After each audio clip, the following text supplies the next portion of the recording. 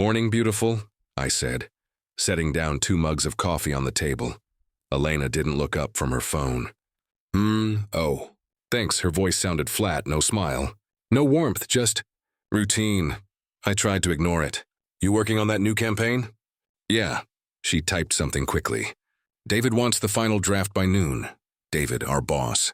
The guy who somehow managed to be everywhere at once, and in every conversation she had lately. I sipped my coffee. "He keeps you busy." She gave a small laugh, short and sharp. "That's what a boss does, Ethan, you know that." "Yeah," I said, forcing a smile. "Of course." The silence that followed felt heavier than it should have. I stared at her, searching for the woman who used to laugh at my dumb jokes, who used to call me in the middle of meetings just to say she missed me. Now? She barely called at all. "Hey," I said quietly, "are we okay?" She blinked, finally looking up. "Why would you ask that?" "You've just been distant." "I've just been busy," she said quickly, pushing her hair behind her ear. "You're overthinking." "Maybe." I forced a laugh, though it came out cracked. "Guess I miss us." Her eyes softened, for a second. Then her phone buzzed. She checked it and smiled, not at me. "Who's that?" I asked, trying to keep my tone casual. "Just work." She stood up, grabbing her bag. "I've got to run." I watched her leave, the scent of her perfume fading as the door clicked shut. At work, everything looked perfect from the outside. I was the dependable finance guy, punctual, professional, predictable. But inside, I felt like I was crumbling. Sophie, my coworker, caught me staring blankly at the spreadsheet on my screen. "You okay, Ethan?" "You've been zoning out a lot lately." I rubbed my eyes. "Yeah, just tired," she frowned. "It's Elena again, isn't it?" I gave a small shrug. "We're fine. She's just busy." Sophie leaned on my desk. "Busy's one thing. Acting like you don't exist is another." I glanced around, lowering my voice. "I'm not ready to think the worst." "She's not like that." She gave me a look, part sympathy, part warning. "Sometimes people change, Ethan. Just don't let it break you." I nodded but didn't answer because deep down, I already felt the crack forming.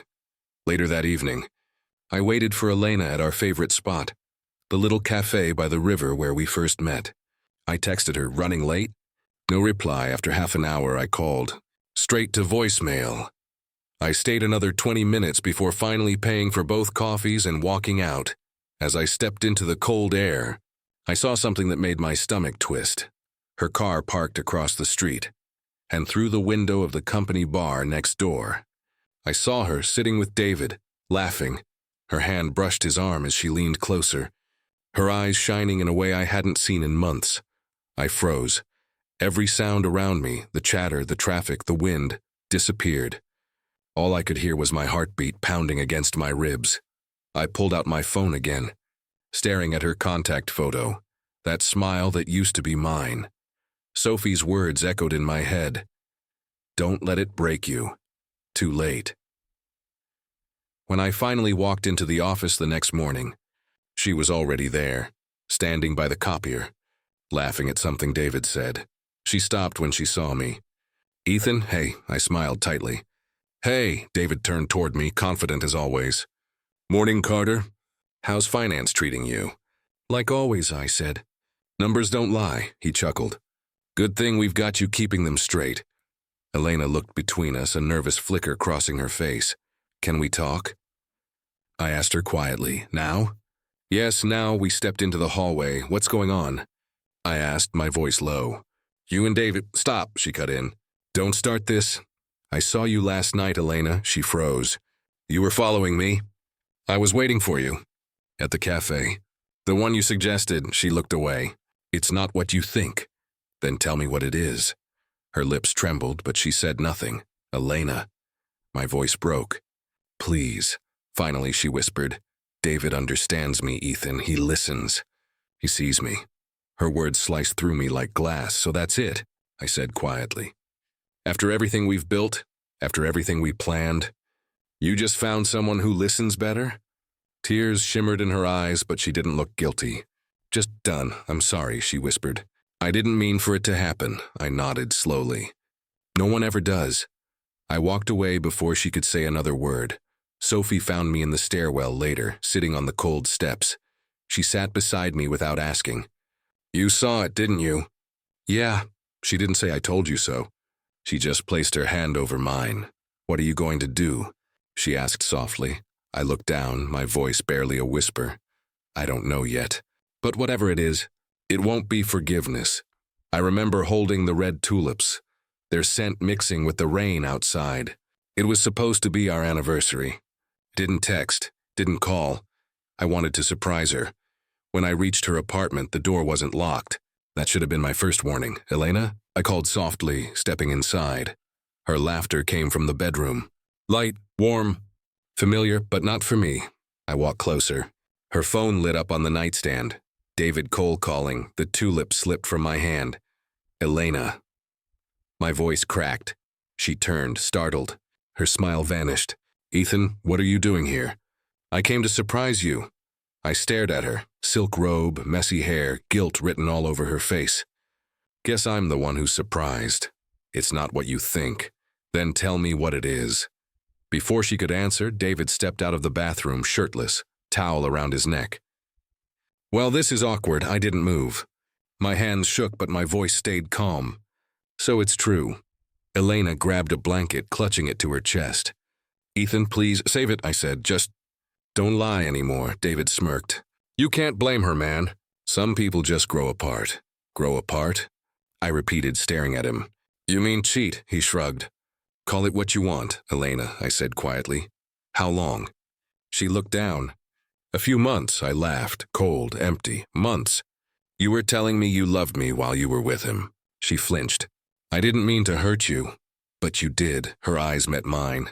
Tired, guilty, but not sorry enough. Ethan, you're a good man. But I need more than good. David can give me the life you never will. Her words hit harder than any punch. I felt something inside me collapse, like a wall giving way. I wanted to scream, to break something, but instead I whispered, You could have just said you stopped loving me. She stepped forward. Ethan, please. I stepped back. Don't. David leaned against the door frame, arms crossed. You should go, Carter. No point dragging this out. I turned toward him slowly. One day you'll understand what you just destroyed. He smirked again. I doubt it. I walked to the door, my voice steady but hollow. Keep her. But remember, everything built on betrayal eventually collapses. Elena, I said one last time. I hope he's worth everything you threw away. And then I left. No shouting. No slamming doors. Just silence. The rain hit my face the second I stepped outside. I didn't bother covering my head. My hands were still shaking, but it wasn't from the cold. It was from everything I didn't say. I walked for blocks before stopping under a streetlight. The tulips were gone, somewhere back in that apartment, maybe still on the floor, just like everything else I thought we had. My phone buzzed. A message from Sophie. Hey, did she like the surprise? I stared at the screen before typing back. She had her own surprise planned. She called immediately. Ethan, what happened? I took a deep breath. I caught her with David. Oh my God, Ethan, I'm so sorry. She said he can give her the life I never will. I laughed bitterly. Guess I should have bought her more flowers. Don't blame yourself, Sophie said softly. People like that, they'll never know peace. I don't want revenge, I said quietly. Not tonight. I just want to feel nothing. Ethan, I'll be fine. But even I didn't believe it. Hours later, I stood in my apartment staring at the reflection in the dark window. I didn't recognize myself. Eyes red, jaw tight, heart numb. Her perfume still lingered on my shirt. Took it off, tossed it into the trash. Because he can give me the life you never will. Those words replayed again and again, until silence became my only defense. I sat on the couch, phone still in my hand. I almost deleted her number, but didn't. Not yet. Instead, I opened the camera and looked at myself. This, I whispered, is the last time I break for someone who doesn't care. A strange calm settled over me. Not peace, but purpose. I wasn't sure what came next. Revenge, maybe. Or something quieter, sharper. All I knew was that I'd stopped being the man who forgave. They thought they broke me. They just woke up the part of me that never forgets. The days blurred together. Gray mornings, sleepless nights, and coffee that tasted like ash. I went to work because quitting meant giving them what they wanted. Every hallway whisper had my name in it. Did you hear? Yeah, Elena and David, poor Ethan. I pretended not to notice. At the finance meeting, David stood at the head of the table, all charm and arrogance. We've decided to promote Elena Moore to executive liaison, he announced. She's shown exceptional initiative. Applause. Polite, fake, sharp, my chest tightened. Elena looked at me just for a second. Guilt flickered, then vanished behind her professional smile. David caught my eye. Ethan, any comments? I forced a smile. None, congratulations, Elena. Thank you, she said softly, not meeting my gaze. The meeting went on.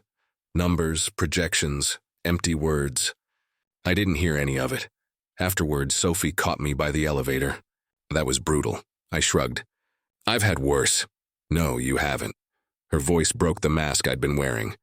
You don't have to stay here, Ethan. If I leave, I said quietly, they win. She looked at me for a long moment. You're stronger than this. I smiled faintly.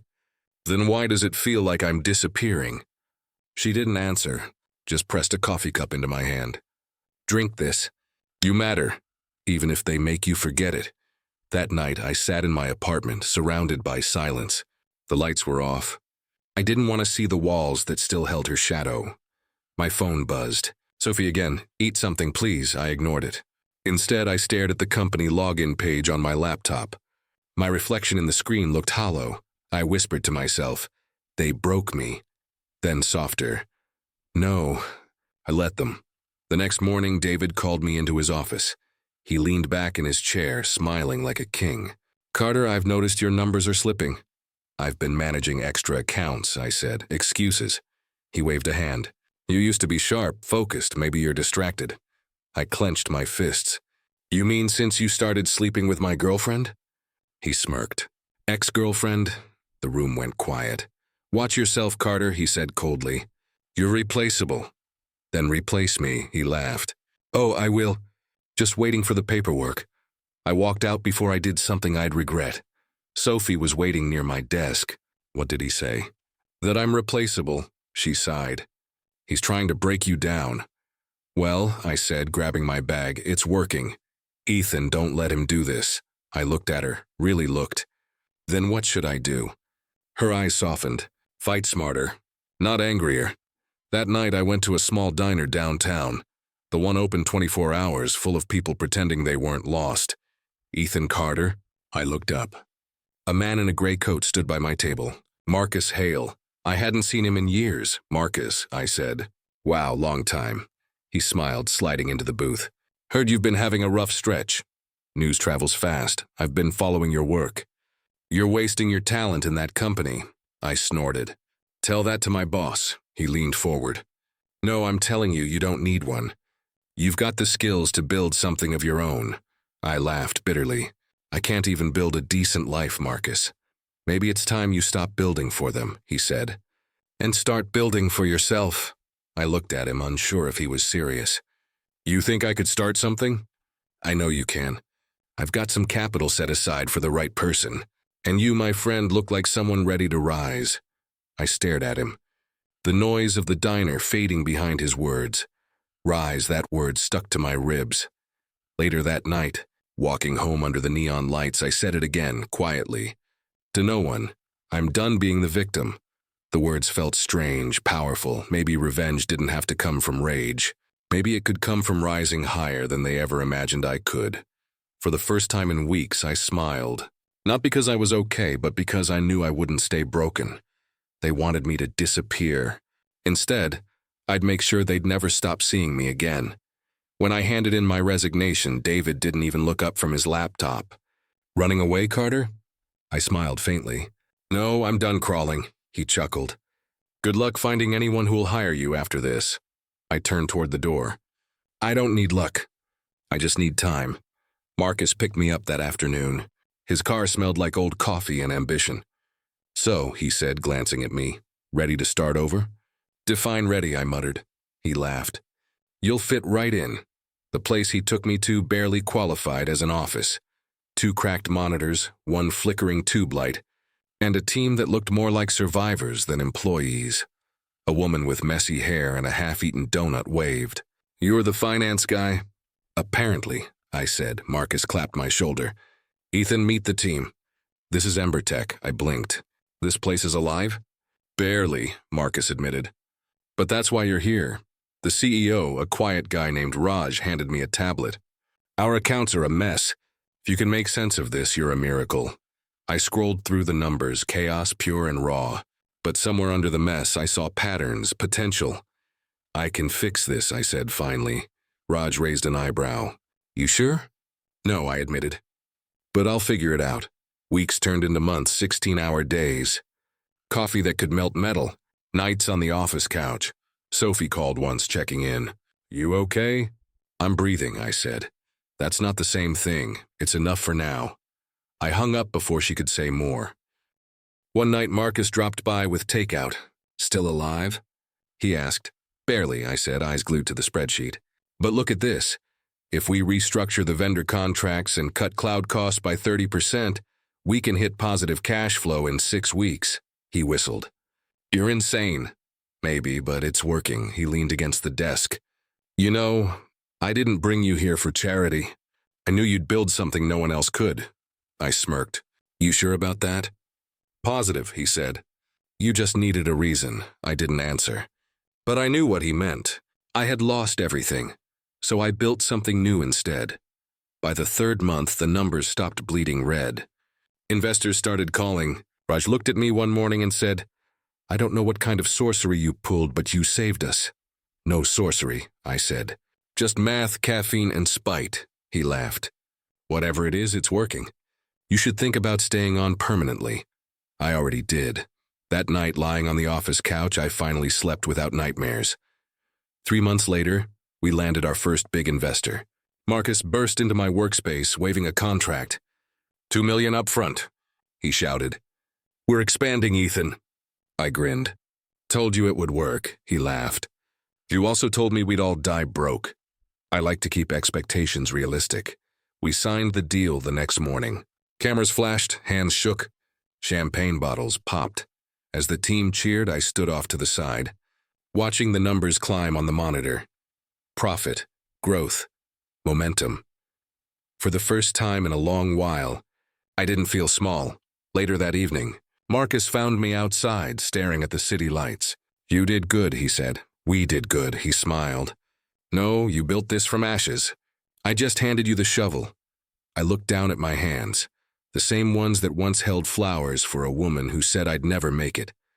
"She told me I'd fail," I murmured. "Said I'd never be enough." "And?" Marcus asked. "I'm still not sure if I proved her wrong," I said quietly. "But I proved something to myself. That's the only one that counts," he said. Months kept rolling forward. I became CFO after Raj stepped aside. The title didn't matter much. It was the weight behind it that did. Our company merged with a larger firm. Suddenly I was sitting across from people who once laughed behind my back, discussing terms worth millions. One of them even mentioned David's name in passing. "Heard his firm's been losing clients," she said casually. I didn't react. I just nodded. Inside, a small flame flickered, satisfaction maybe. But not revenge. Not anymore. That night, Marcus raised a toast. "To second chances," he said. I clinked my glass against his. "To rebuilding from ashes," he grinned. "And to never needing their approval again." Back at my apartment, I stood by the window. The city glowed below, the same way it had the night everything fell apart. But this time, I wasn't broken. I wasn't waiting for anyone's forgiveness or validation. Every success, every sleepless night, every victory, they were mine. For months, I hadn't thought about her. But sometimes, late at night, her voice still whispered, "You'll never make it." I smiled at my reflection. I already did. 2 years later, I stood outside the same glass tower that once made me feel small. Coal Industries. The name gleamed above me like a scar I'd finally stopped hiding. Marcus stood beside me, adjusting his tie. "You sure you're ready for this?" I smirked. "I've been ready for 2 years," he chuckled. "You don't sound nervous." "I'm not." I looked up at the building again. "This place used to own me. Now I'm here to buy it." Inside the lobby, everything felt familiar. The polished marble, the faint smell of coffee and desperation. But this time, people looked at me, not through me. The receptionist smiled nervously. "Mr. Carter, the board is waiting." "Of course they are." Marcus leaned closer. "Remember, keep it clean. No speeches." "I don't need speeches," I said. "I have signatures." When I stepped into the conference room, silence hit like a wave. David sat at the far end, face pale, eyes hollow. The years hadn't been kind to him. The arrogance was gone, replaced by exhaustion. Next to him, Elena. Her hair was shorter, her smile forced. The moment our eyes met, she froze. "Ethan?" she whispered, barely audible. I didn't answer. I just took my seat at the head of the table. The irony wasn't lost on anyone. The lead attorney cleared his throat. "Gentlemen and Ms. Moore, thank you for joining. As of today, Horizon Tech's acquisition of Coal Industries is ready for final approval." David's voice cracked. "You can't just, this company is mine," Marcus replied calmly. "Not anymore. Your board voted 9-1. The numbers don't lie." David turned to me, desperation flickering behind his anger. "You think this makes you powerful, Carter?" I leaned back. "Power isn't something you think, David. It's something you become." Elena's eyes glistened. "You built Horizon Tech?" I glanced her way for the first time. "From the ground up," she swallowed hard. "I didn't know." "That's the thing about leaving people behind," I said quietly. "You stop knowing who they become." David slammed his fist on the table. "You think buying me out makes you better?" "No," I said. "It makes me free."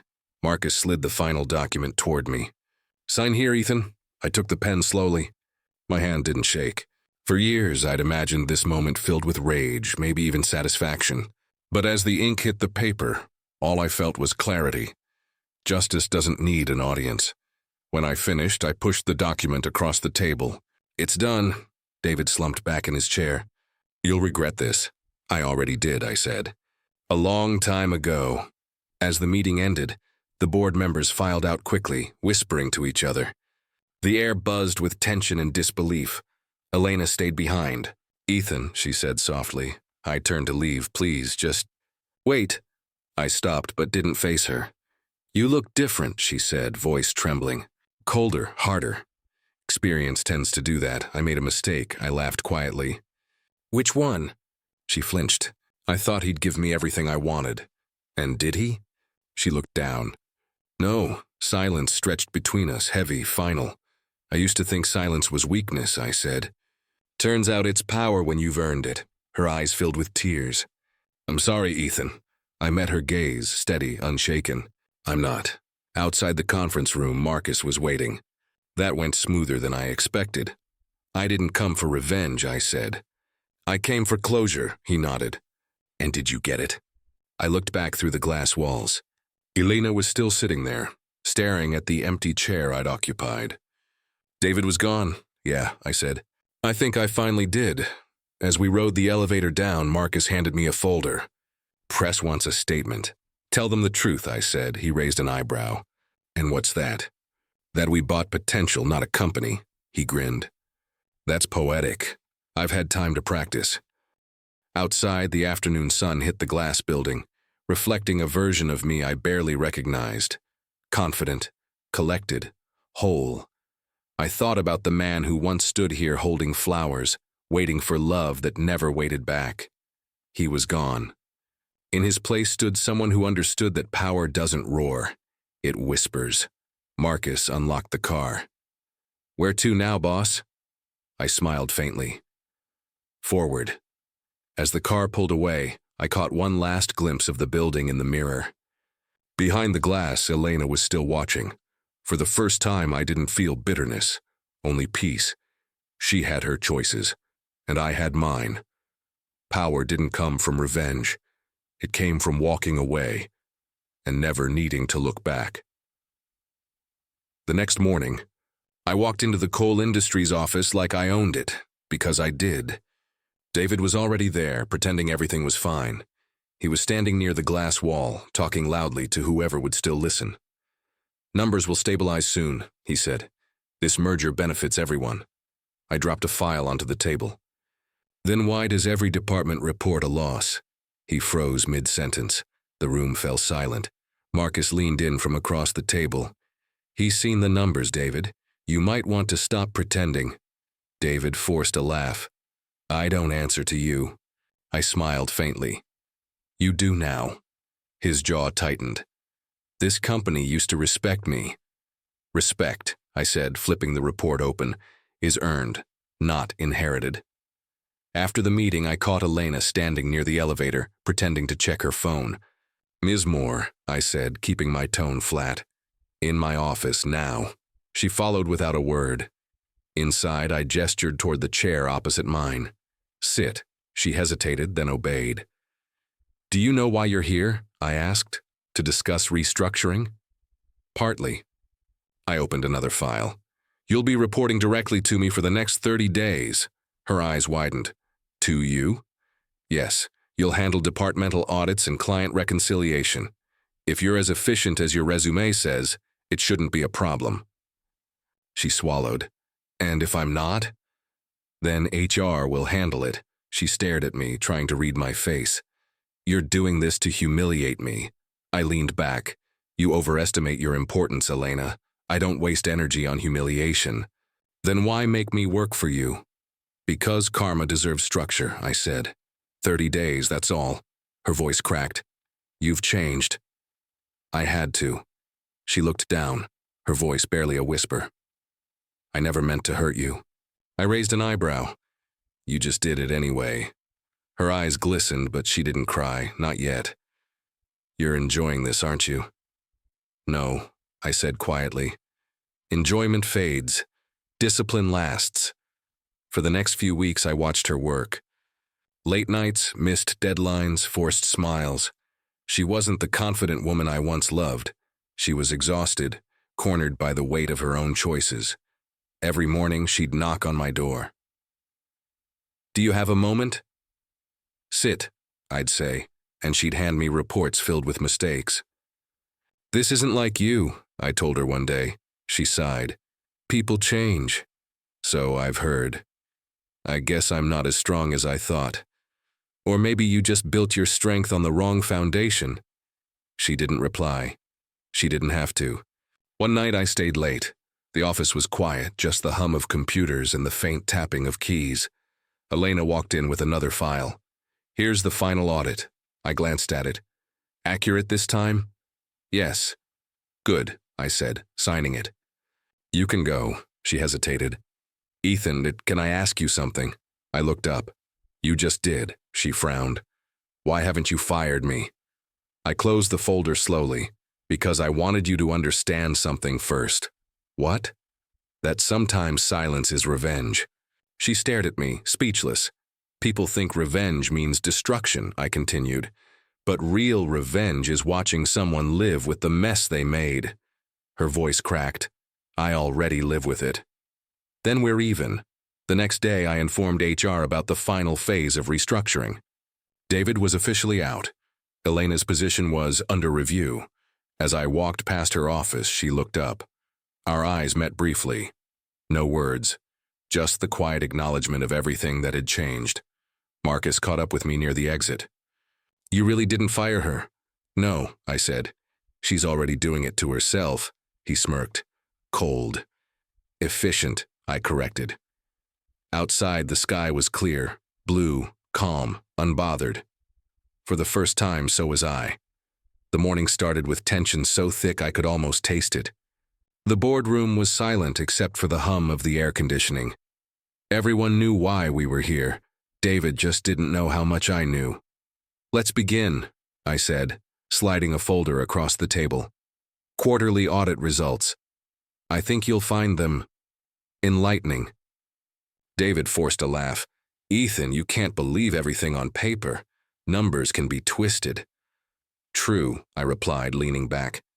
But forged signatures and unapproved transfers? Hard to twist those. His smirk faltered. You're implying something. I'm not implying, I said evenly. I'm confirming. The CFO cleared his throat. Mr. Cole, several accounts show personal expenses billed as corporate investments, luxury trips, private cars, business development. David cut in sharply. Every CEO does it. Not with company funds, I said. And not when you're $6 million in debt. His chair creaked as he leaned forward. You think you're better than me, Ethan? You just walked in here and… Walked in? I interrupted, meeting his glare. I built the company that's keeping yours alive. So yes, I think I've earned the right to question you. He slammed a fist on the table. You planned this. You wanted me out. I smiled faintly. You did that yourself. Silence. The board members shifted uncomfortably. The HR director finally spoke. Mr. Cole, given the evidence, we have no choice but to terminate your position, effective immediately. David's eyes darted toward Elena, desperate. Say something. She froze. David, you were part of this, he spat. You told me they wouldn't find out. Her face drained of color. I tried to fix it. I didn't… Enough, I said quietly. The truth doesn't need defending. He stood abruptly, knocking his chair backward. You think this is over, Ethan? You'll regret this. I already did, I replied, 2 years ago. Security entered. David shoved past them, cursing under his breath. The door slammed shut behind him, echoing like the end of a chapter I'd been waiting to close. I exhaled slowly, glancing at the board.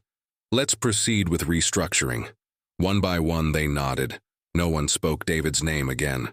An hour later, HR asked me to sign Elena's termination papers. I didn't hesitate. She'd known what he was doing. She'd chosen to lie.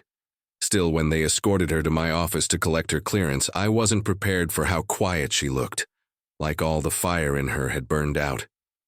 She stopped at the door. You won, she said softly. This wasn't a game. Her eyes glistened. It feels like one. Then maybe you were playing all along, I said. She stepped closer. I made mistakes, but you don't understand, David. He wasn't always… I don't care, I interrupted. You had choices. You made them. Tears welled, but she didn't let them fall. You changed, she whispered. I had to, she nodded slowly. You used to forgive people. I used to trust them too, I said. Look where that got me. Her lips trembled. I never stopped thinking about that night. I looked away. You should have thought about it sooner. Ethan. Her voice cracked, barely a whisper. I'm sorry. For a moment, everything went still. The years, the pain, the memories pressed between us like glass. I could have said something. Maybe part of me wanted to. Instead, I turned to the window. You should go. She hesitated, then nodded. Goodbye, Ethan. The sound of her heels echoed down the hall, fading with every step. No shouting. No tears. Just silence, the kind that settles when everything that needed to break finally does. I watched her reflection disappear through the glass. The city stretched beyond, cold, bright, and indifferent. For the first time in years, I felt nothing, no anger, no longing. Just an empty kind of peace. Karma had done its work, and I didn't need to say a word. The city looked different from up here, quieter somehow. The same skyline that once reminded me of everything I'd lost now just stood there, indifferent, gleaming under the afternoon sun. I'd thought victory would feel louder. A soft knock broke the silence. Come in, I said. Sophie stepped inside, 2 coffees in hand, a small smile tugging at her lips. You still take it black, right? I couldn't help but smile. You remembered. I remember a lot of things, she said, placing the cup on my desk. Like how you used to hate mornings and people who talked during them. I still do, I muttered, earning a quiet laugh. She leaned against the window, watching the skyline with me. So, you finally did it. David's out. Elena's gone. Horizon owns everything now. Feels good? I hesitated. It should. But it doesn't. No, I admitted. It doesn't. Sophie nodded like she already knew. Revenge never really ends, does it? It just changes names. I looked at her. I thought getting even would fix me. Turns out, it just emptied me differently. You don't look empty, she said gently. Then maybe I'm hiding it better. She studied me for a long moment. You're not the same Ethan I met 2 years ago. Good, I said. The old one was too naive. She shook her head. No, the old one cared. The one sitting here now. He's finally calm. Calm? I asked, almost laughing. I've burned half my past to the ground. Sometimes that's the only way to grow something new, she said. You didn't just burn it, you rebuilt it. I leaned back, sipping the coffee. It was warm, bitter, grounding. Do you ever think about how strange it is? The people who break us never stay long enough to see what they made. Sophie smiled faintly. Maybe that's the point. They're lessons, not witnesses. Her words lingered. I turned to the window again, the skyline blurring just enough to make me wonder if it was the glass or my own eyes. Elena said she was sorry before she left. Sophie tilted her head. And? I didn't say anything back. Would it have changed anything if you did? I shook my head. No, I think I just didn't want her voice to be the last thing I heard. That's fair. It's strange, I said quietly. I thought I wanted her to hurt, but watching her walk away, it didn't feel like revenge. It felt like release, Sophie smiled. That's growth, not weakness. I used to hate that word, I admitted. Growth. It sounded like an excuse people used to justify pain. And now? Now it feels like the only thing that makes sense. She walked closer, her reflection overlapping mine in the glass. You don't have to keep punishing yourself, you know. I met her eyes. Maybe I don't know how to stop. She took a slow breath. Then start small. Maybe stop drinking cold coffee and working through lunch. I laughed quietly. You always did make healing sound like a checklist. Because it is, she said. One line at a time. The silence that followed wasn't heavy. It was still comfortable. The kind I hadn't felt in years. I never thanked you, I said finally. For what? For staying. For not walking away when I was impossible to be around. Sophie's voice softened. I didn't stay for the version of you that was hurting. I stayed because I saw the one who was still fighting underneath it. That hit harder than I expected. I looked down at my hands, the same ones that once shook with anger, now steady. You really believe people can change? I think they already have. They just need to notice it. I smiled, quiet and small. You sound like a therapist. Maybe I missed my calling. Maybe, I said, pausing. Or maybe you were just meant to find me.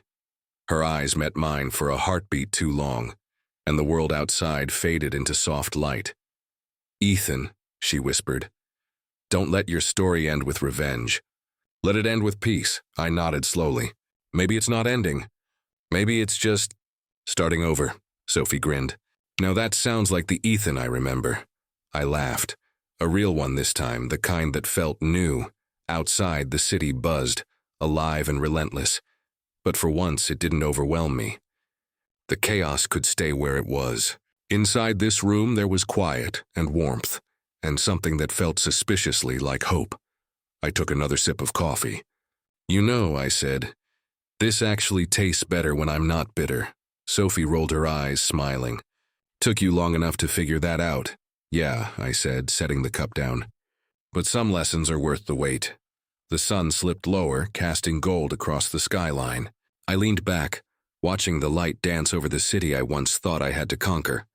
Now, I just wanted to live in it, and for the first time in years, I finally could. It's strange how silence can feel alive. The kind that hums in the walls and fills every corner of a place you've made your peace with. Months had passed since everything ended. David was gone, Elena was gone, and I had, what, success? Closure? Maybe both. Maybe neither. The clock on my desk ticked louder than usual that evening. I was sorting through reports when my assistant walked in, holding an envelope. This came for you, she said. I glanced up. From who? No return address. Just your name. I frowned, took it, and turned it over in my hands. Thanks, she hesitated. Do you want me to? No, I said quickly. I'll handle it. When she left, I sat there staring at it. My name was written in a familiar script, curved, soft, deliberate. Elena. For a long moment, I just stared. I thought about throwing it away, but curiosity still had a pulse even after everything. I tore it open. The letter was short, written in the same elegant handwriting that once filled sticky notes on my desk. Ethan. I know I have no right to reach out, but I needed to. I've left the city. I'm trying to start over somewhere no one knows me. I think about what I did, what we did every day. You were always the better one. I hope someday you can remember me without hate. Elena. I stared at the words until they blurred. My phone buzzed. Sophie. Hey, I answered. You sound weird, she said immediately. What's going on? Got a letter. From who? Elena. There was a pause. Do you want to talk about it? No, I said quietly. But I think I need to. Then start. I leaned back in my chair, watching the city lights flicker beyond the window. She says she's moved away. Trying to start over. And? She says I was always the better one. Sophie scoffed softly. That's a convenient kind of closure. I don't think she meant it that way. Then how? Like someone who finally understands what they lost. She was quiet for a beat. Does it change anything? No, I exhaled. It just reminds me of who I used to be. The man she broke. The man who let her break him, I corrected. Sophie's tone softened. You don't sound angry. I'm not, I said. Just tired, maybe peaceful. I don't know. Maybe that's forgiveness, maybe. I glanced at the letter again. She's asking for it without asking. What are you going to do? Nothing. Nothing? I'm not replying. Sophie didn't argue. She just said, that sounds like peace. Yeah, I whispered. It does. After the call, I read the letter once more, then folded it carefully. My hand hovered over the drawer beside me, the one that held a small box I hadn't opened in years. Inside were fragments of a life I'd long buried, a photo of us on the pier, movie tickets from our first date, a keychain she'd bought for my car, all relics from a version of me that no longer existed.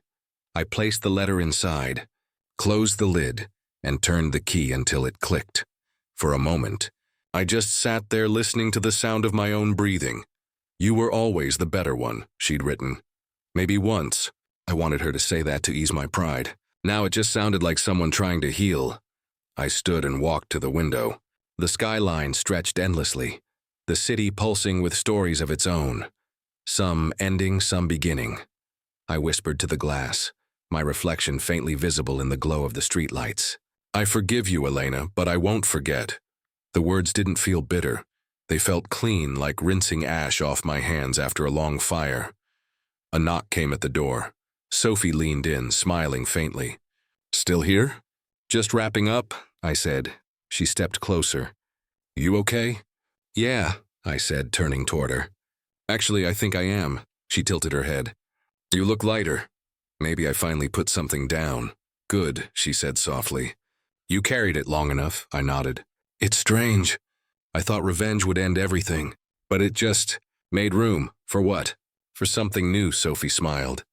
Then let's make sure it's worth the space, I laughed quietly.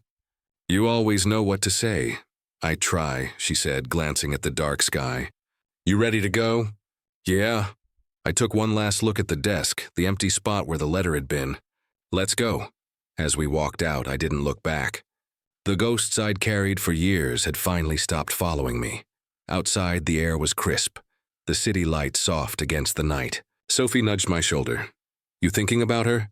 No, I said. I'm thinking about me, she smiled knowingly. That's a first.